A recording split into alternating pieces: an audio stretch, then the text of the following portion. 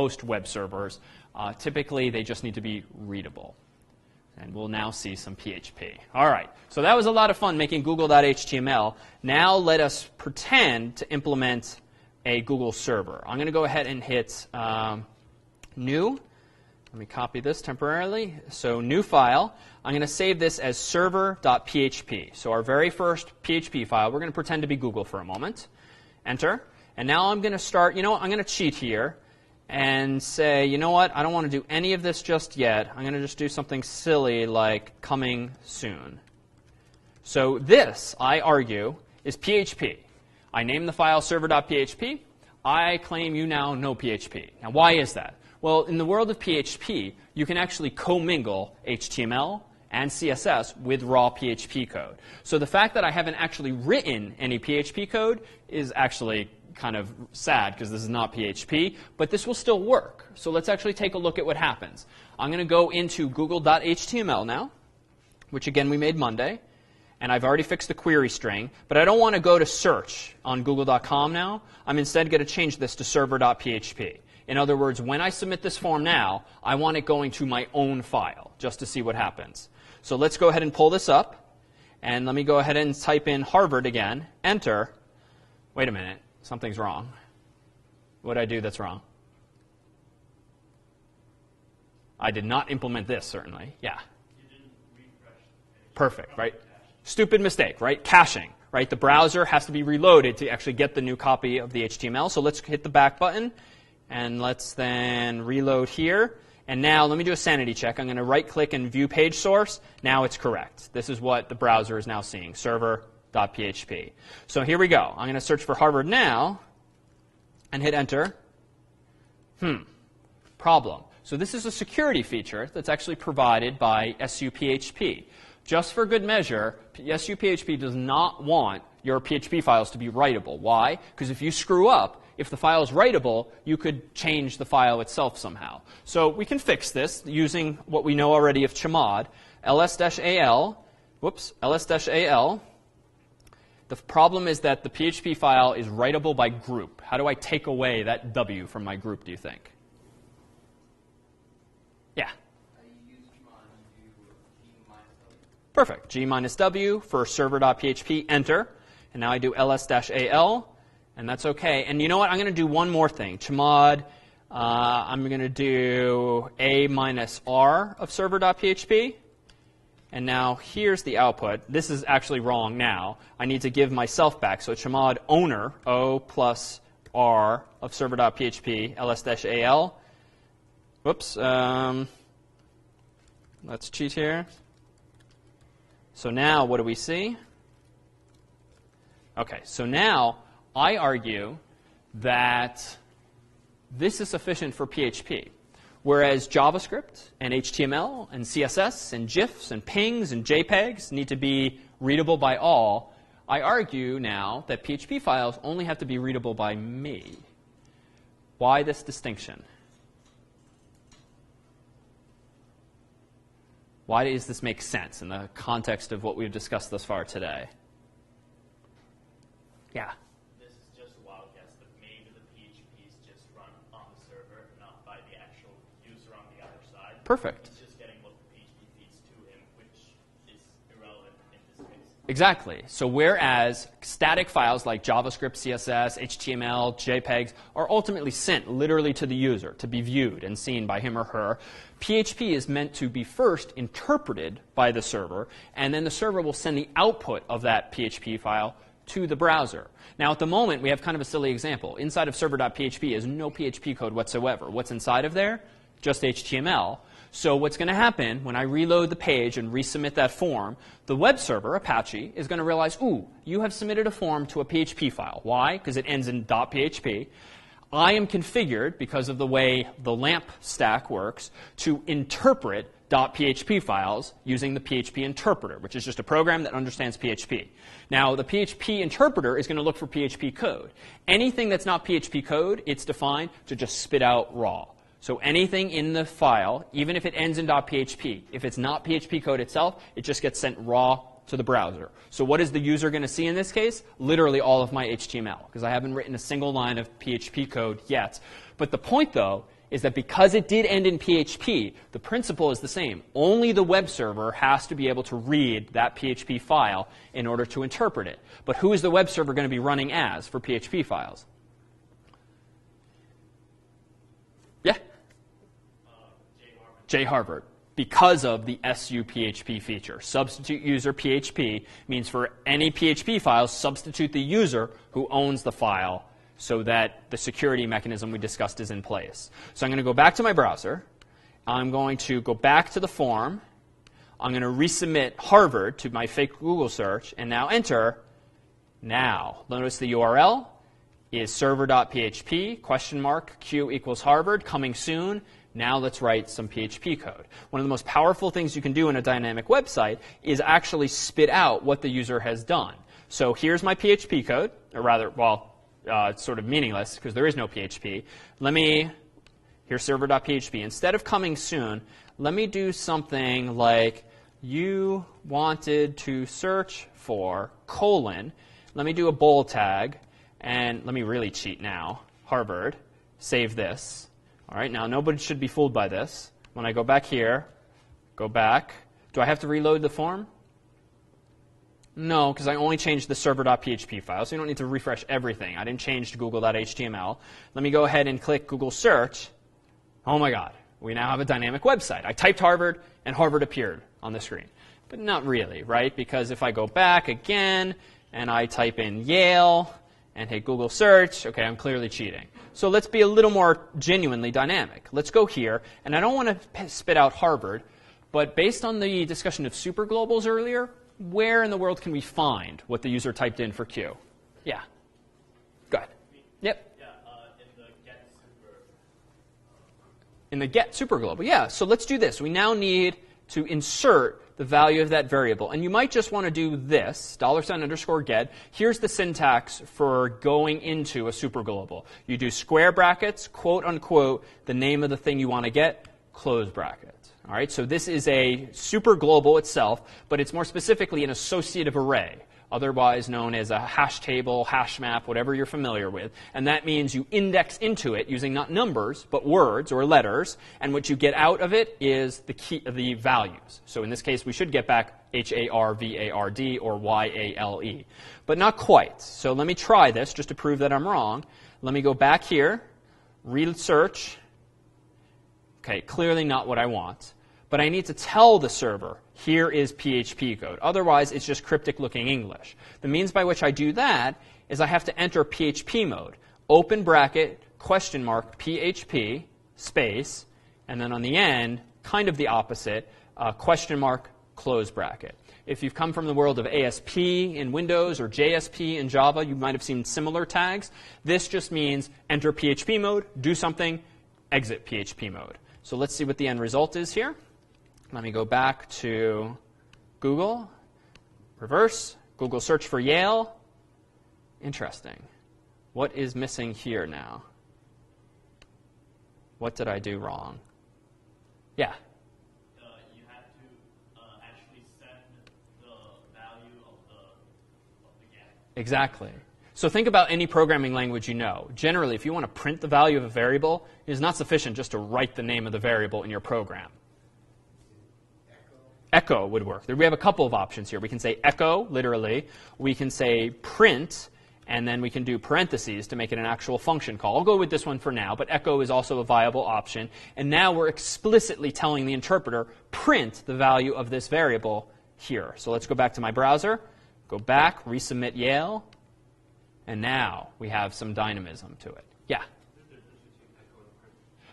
Is there a difference between echo and print? Not really. Print is a proper function. Echo is a language construct. The crazy people on the internet have done benchmarks comparing print and echo, and every blog post I've ever read pretty much says they're equivalent. Now, except for microseconds or milliseconds if you're echoing millions of things, but for all intents and purposes, they're the same. So we can do something else here. And now this is a religious thing that I'm sure some people on the internet will hate me for saying, but I've always thought this is an atrocious construct for saying enter PHP mode. And indeed, PHP also supports what are called short tags, open bracket, question mark, and that's it. Now, there are corner cases you can get into, and if you read the crazy religious debates online, you'll see that one of the reasonably compelling reasons is that if a web server is not configured with support for short tags. This is a short tag, because why? It's shorter than what I previously typed. Then you do run the risk of having your raw PHP code transmitted to the user as though it's just HTML or the like, at which point you've disclosed the sanctity of your intellectual property, or worse, your usernames and passwords. So that's kind of legitimate. But if you are running your own web server and have control over the short tags feature in a file called php.ini, which is a config file I think we mentioned briefly on Monday, that will be on the appliance for you to tinker with if you want. Frankly, I just think there's an elegance about the symmetry of this. But typically, when you're writing code that won't necessarily run on your own server, but could be posted as open source code, or you're writing it for a corporate project where you don't have control over the web servers themselves, the first way I did it with open bracket PHP is the preferred way, because it's more portable, it's not going to break. Because the worst thing is if you download code that someone else has written and it's all short tags, and your web server doesn't support short tags, and you might not control your web server because it's a third-party web host, it's a pain in the neck to go through thousands of lines of your own code changing your short tags to long tags, or vice versa. So just FYI, you'll see both tricks online. So this is nice, but can we do better than this? Well, let's actually try something a little more general. Let me go in here instead. Let me create a new form. And let's do a few different data types this time. Let me go ahead here and paste this in just to get us started. And then I'll have a registration form. And center Google registration. Again, we'll do this time we'll do register.php. And let's do a few things this time. I'm going to do input name equals name. And I'm going to say, just do this quick and dirty for a registration form for like a conference or a student group or something like that. Input name equals name, type equals text. And now let's do a line break here. And let's just do another something here, like let's do gender. And let's do this checkbox, or rather radio, and for something like gender. And then I'll say value equals M for male. And I'll say M here. And then I'll say over here, input type equals name. Nope. Gender. Nope. Name equals gender. Type equals radio. Value equals F. And now I'll put F here. And then should we do one more? Let's do one, just a simple drop down here. Let's do a select name equals state, close select. Let's do this here. Option value equals, let's say, Connecticut, close option, and Massachusetts. So our registration form, for whatever reason, will only support people from Connecticut or Massachusetts, just so we don't get bored typing them all out. OK, so I've made a very quick and dirty form in, sadly, a file called google.php. So I'll restore that later so you can have the original code back. Let's go ahead and save this to something else. So register.html. OK, so now let me pull this up in my browser. Server is going to change to register.html. OK, so there we have pretty atrocious looking website. And in fact, I've omitted one of the more important pieces. So what do we need? Yeah, it'd be nice if we had a submit button. And so let's go in here. Input type equals submit. Value equals register. Close bracket. Reload. OK. So there's our very simple website. It's a little more interesting than our fake Google site, because at least now we have a couple of user input mechanisms that we didn't have before. So now, let's now look on the back end what we're going to get. So first, let me fill this out as a sample. David, male, we'll change this to Massachusetts. And now I'm going to click register. But let me zoom out so we can see the URL change. Register. And now register.php was not found on the server. But that makes sense, because we haven't created it yet. So let's go ahead and do that. Let me go back to my text editor. Let me copy this temporarily, make a new file, paste this in. We'll call this register.php. And I want to say here, registered. And we'll say something like, hello, open bracket, print, $_ get, name, close bracket there. So let's take this one step at a time. First, I'm just going to say hello to whoever it was that registered. OK, so let's go back over to the browser, go back, resubmit the form, and damn it, same bug again. So quick, how do we fix this? Writable by group, that was a problem. chmod g minus w of register.php. Okay, fixed. Let me go back here and notice new status code 500. 500 is generally the worst. Means you really did something wrong. All right, so let's go back here. Let's reload the form, and voila, hello David. Okay, so some progress there, so that's good. And let me introduce one other syntactic trick. Frankly, this isn't the prettiest thing, printing out a single symbol there. There's this trick you can do with short tags, which is very compelling. If you want to insert the value of a variable, you can put open bracket, question mark, equal sign, with no space in between them. So just to confirm, let me go back to the page, let me reload, and seems to be staying the same, which is great. Now let's look at the URL. It's more complex than Google's because we have multiple inputs. David, mail, state equals MA. How do we get access to these other values? Well, first, let's do a quick and dirty thing, and let's just look at the entire contents of get. So let me go into register.php, and I'm going to cheat now. I'm going to output a pre-formatted tag. Recall that pre-formatted text uses a monospaced font just so everything looks like code. And what I'm going to do in here is instead going to do question mark equals $_ get.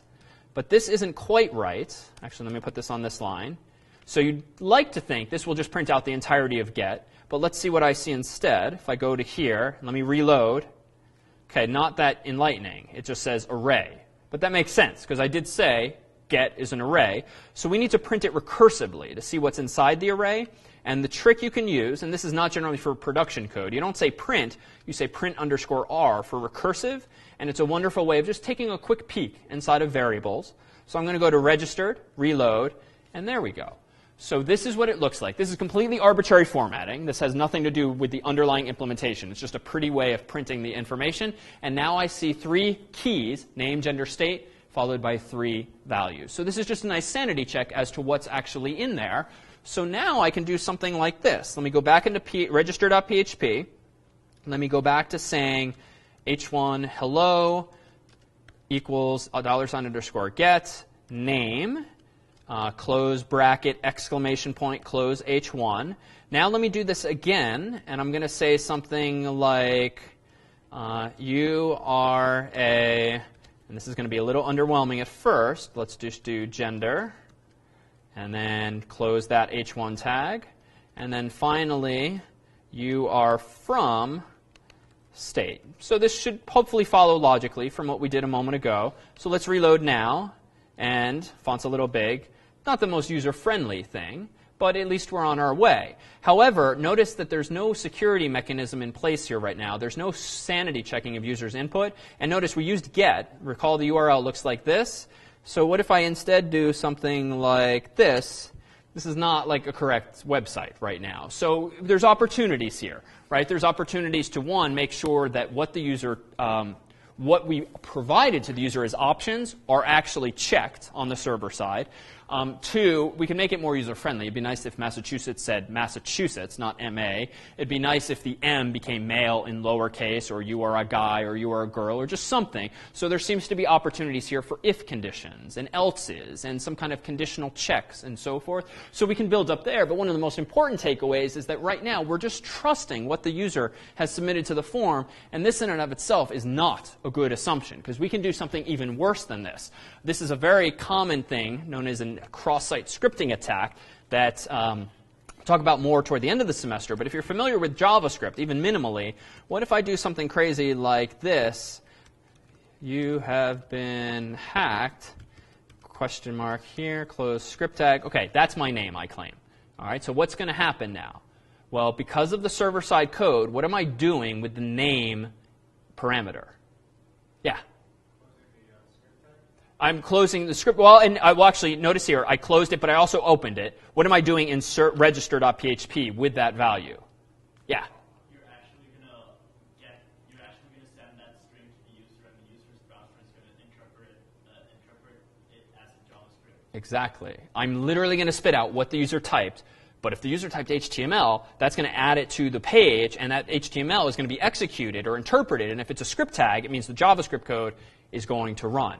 So in short, what we just did, it's amazingly simple. Too simple. Very bad. Like, this is not good code. And many websites make this mistake, because watch what happens now. If I go here and click register, Uh-oh. What did I do wrong? Register, alert, script, type. Stand by 1 second. My dramatic alert. You have been hacked. Chrome, are you doing this to me? That should be okay where we put it. Semicolon. Let me go back. You have been hacked. That should be okay. Let me try one other thing. Otherwise, this is going to be a very underwhelming. This type equals. Oh, my God. All right. Stand by for 1 second. We're going to try one other thing here. Otherwise, you will never believe anything else I say. Okay, 151.128.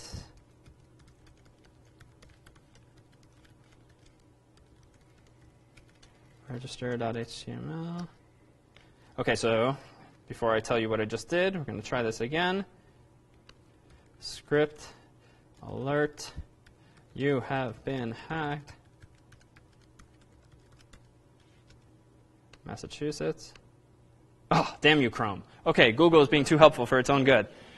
So Google is detecting what we just did and is scrubbing that apparently for us, which is rather good and bad of them.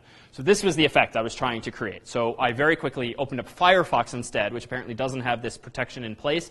And this is not the behavior we wanted. But as soon as I click OK, we should at least see some of the behavior I expected, but not quite all of it. Now, this is stupid, right? You're an idiot if you're trying to, like, trick yourself into executing JavaScript alerts. Like, this is not really threatening anyone other than myself. However, if you think about how we did this, notice what's in the URL there.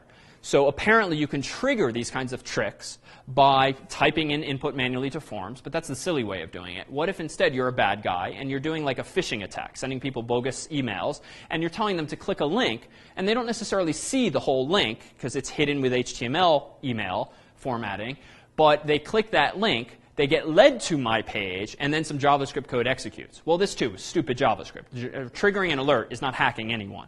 But, as we'll see in a few weeks, with JavaScript, you also have access to a user's cookies in JavaScript, which means there are attacks that we'll talk about later in the semester whereby you can steal someone's session cookie, hijacking their session in the same way we discussed on Monday with Firesheep and Starbucks and the like, by having tricked a user into typing or clicking a link that it takes advantage of this failure to escape the user's input. So the fix here is actually relatively simple, if tedious. In my code, you never, ever, ever, ever want to trust what the user has typed in. So the real way to echo user input is something like this, HTML special chars, which is an annoyingly long function name, but it is a very good function in that it will ensure that any potentially dangerous characters, among them the open bracket, which, as you know, demarks the start of an HTML tag, will be escaped, so that now if I go back and resubmit the exact same form, now I look like the idiot because I've typed in, it's displaying exactly what I typed in, which you would think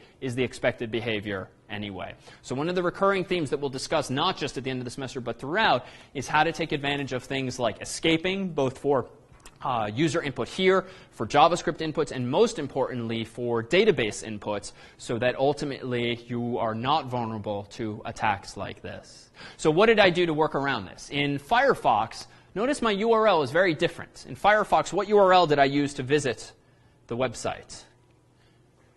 The same website. Yeah, so go ahead. What is it? Yeah, so this private IP, 192.168.151.128.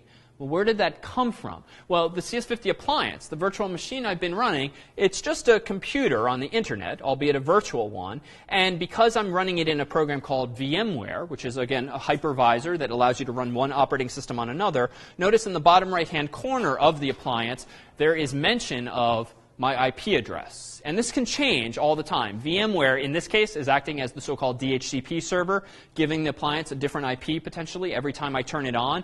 But this is just the configuration we put here to always remind the human what IP address he or she has.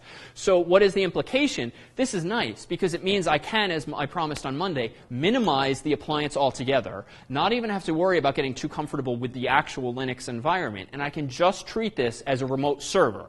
Now, it's remote in the sense that I It's remote as though it's remote. It's actually physically present, but I can still address it via an IP address here. And if I'm on my own Mac or my PC, depending on your OS, I can now just visit that actual URL with the browser, and it's as though I'm visiting a remote server. And if I'm really particular and I just don't like looking at this address, what I can do is what I did on Monday, whereby I can open up a terminal window, and I can do edit etc hosts, type in my password, and then remember we did this trick here. So let me go here, and then I can do davidsecretwebsite.com. And now, because I've taught my Mac to make that DNS association for me, I can change this to this. And now notice davidsecretwebsite.com is born, albeit only on my own local computer. So when I mentioned earlier that you can do development on your own computer, it's a wonderful way of doing website development because you can still simulate all of the realities of HTTP and DNS, but locally without needing an internet connection, without needing a remote server, without having to pay anyone for those services. You can spend those months up front working at home, in a cafe, at work, all without needing any of the physical infrastructure that's typically associated with the internet. So we'll also introduce you in the first project to this approach. But we've only just scratched the surface. So one, all I've been doing is echoing out inputs. But clearly a website like Facebook and Google take input. It checks the inputs with if conditions and elses and loops and whatnot. It does like writing things to databases. And it would also be nice, too, to move away from what seems to be a very sloppy start, whereby we've been writing HTML, and then I kind of dropped into PHP mode very quickly, then went back to HTML. This is not going to scale very well. So if you're coming to the course with a background in ASP or JSP or even Django or Rails, there are ways of cleaning up our code so that we can practice some good principles like let's keep our presentation separate from our data. This is one of these mantras that makes good sense, especially for large projects where you keep your HTML separate from your CSS, separate from your JavaScript, separate from your data, separate now from your PHP code. So even though tonight we've started to dive in with this commingling approach, and on Monday we'll do some more of the same, we'll also look at some common paradigms, among them MVC, Model View Controller, where you can really start to separate these things into more complex, more sophisticated, rather more cleanly designed applications. But for now, why don't we go ahead and adjourn here officially. We'll take a 5-10 minute break. Peter will get set up. If you'd like to remain for section, by all means do. Otherwise, section will be filmed as usual and be placed online by sometime tomorrow. And I'll linger around for one-on-one questions. Otherwise, we'll see you on Monday.